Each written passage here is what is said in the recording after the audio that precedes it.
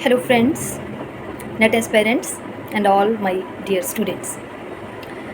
आज मैं फिर आपके लिए एक छोटी सी वीडियो लेके आई हूँ जिसमें छोटे से टिप्स हैं आपके लिए। आई होप आपको समझ में आए। सबसे पहले तो मैं ये कहना चाहती हूँ कि आप बहुत अच्छे से तैयारी कर रहे होंगे और उसी तैयारी में एक छोटा सा बूस्टर लेके आई हूँ जो आपको हेल्प कर सकती है। प्लीज़ आप इसको थोड़ा सा ध्यान से सुने।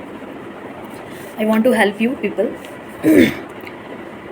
जैसे कि आप कुछ भी लर्न कर रहे हैं, फॉर एग्ज़ाम्पल आप थ्योरी लर्न कर रहे हो, आप कोई मॉडल लर्न कर रहे हो, किसी भी चीज़ को जिसको भी आप थारोली देख रहे हो, उसकी सीक्वेंसिंग, उसका chronological order, that is very important.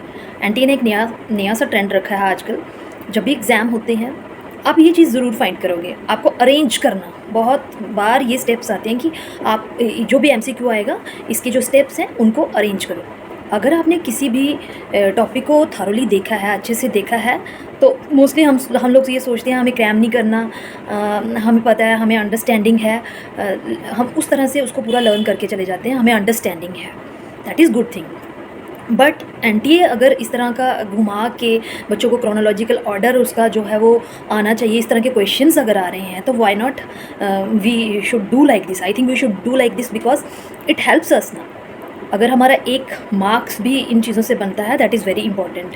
अगर हम एक क्वेश्चन भी कर पाते हैं, that is very important. Okay, तो चाहे आप मॉडल कर रहे हो, चाहे आप थ्योरी कर रहे हो, तो आपको उसको क्रोनोलॉजिकल ऑर्डर में माइंड में ये सेट करके जाना है, क्योंकि बहुत सारे क्वेश्चंस जो हैं वो आपको ऐसे ही आएंगे। एट दैट टाइम आप कंफ्यूज ना हो जाओ, इसलिए मैं ये छोटा सा आपके लिए एफर्ट कर रही हूँ। आपको एग्जाम्पल के लिए बता देती हूँ। फॉर एग्ज़ाम्पल, आपने शूमैन का मॉडल जो है लर्न कर रहे हो, शूमैन मॉडल ऑफ पेडागोजिकल रीजनिंग।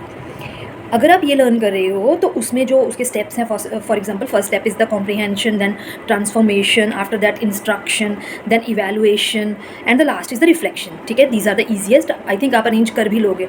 ये दिस इज़ द एग्जाम्पल। ठीक है, आपको ये अरेंज करना आना चाहिए। देन आपको जो ऑब्जेक्टिव्स में जो उन्होंने ऑप्शंस दिए होंगे वो सेम होंगे, लेकिन आपको उनको ऑर्डरिंग करनी है क्रोनोलॉजिकल ऑर्डर में। ठीक है, अब है जैसे for example components of the पियाजे theory. First component is the schema, second is the assimilation, third is the adaptation, and fourth one is the equilibration.